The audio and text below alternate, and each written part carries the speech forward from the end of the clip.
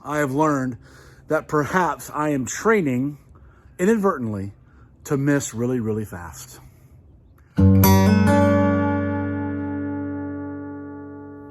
Welcome back to the Dry Fire Journal. This is day 79, and I am here in Tomball, Texas, in my parents' backyard, celebrating Thanksgiving. It's Thanksgiving week at the time of this filming. Might not be when you see it, but today we're going to talk about pushing ourselves to see clearly.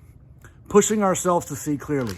You can tell that I have nothing in my 365 XL because of my barrel block, and I recommend that you use this for a dry firing tool.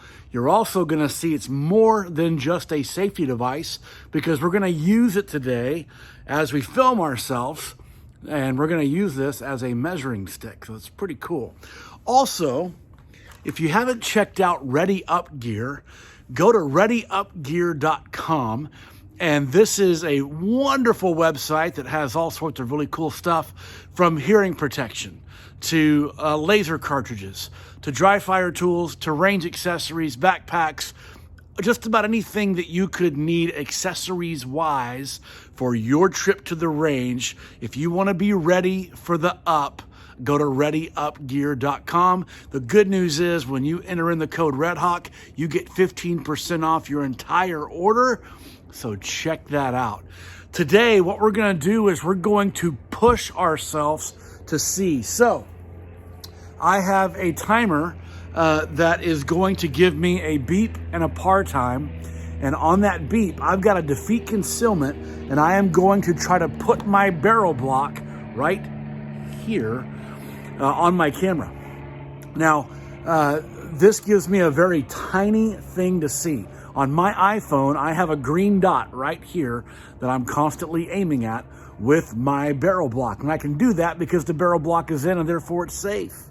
So here it is at the speed of discovery, which we want to do before we do it when we're pushing. Speed of discovery means I want to stand however it is that I want to stand for my body. And I'm going to stand at a distance where I know I can get my barrel block right to where I want it to be, about here. Well, let's see, right here. Barrel block has a little bit of bend to it, but it gives me a good indicator of where I'm going to be. So moving at the speed of discovery, it's simply going to look like this. I hear the beep.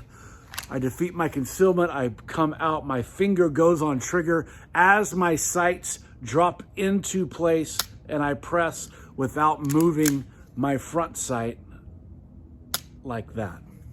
Now, I'm going to try to put all that together at a time that pushes me.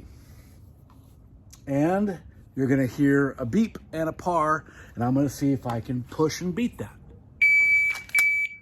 You know, I think I pressed the trigger before I saw what I wanted to see. I'm going to try it again. I pushed over this way, which means that I didn't see what I needed to see.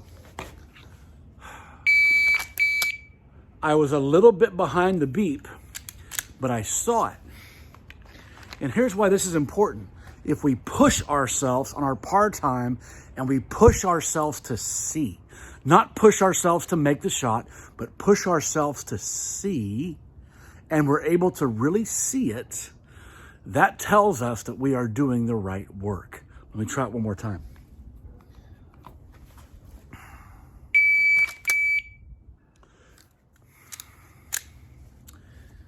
I saw it, but not in time.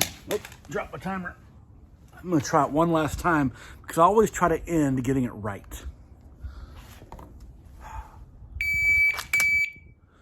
So here's what I'm discovering today. And again, every dry fire video in the Dry Fire Journal is a grand experiment. What I'm discovering is that I am tending to press the trigger wanting to beat a beep instead of putting my finger on trigger as I see my sights fall. So here's what I've learned. I have learned that perhaps I am training inadvertently to miss really, really fast. And that does me no good. So I know what work I'm going to do tomorrow. So join me and we're going to talk about getting accuracy at speed. See you tomorrow.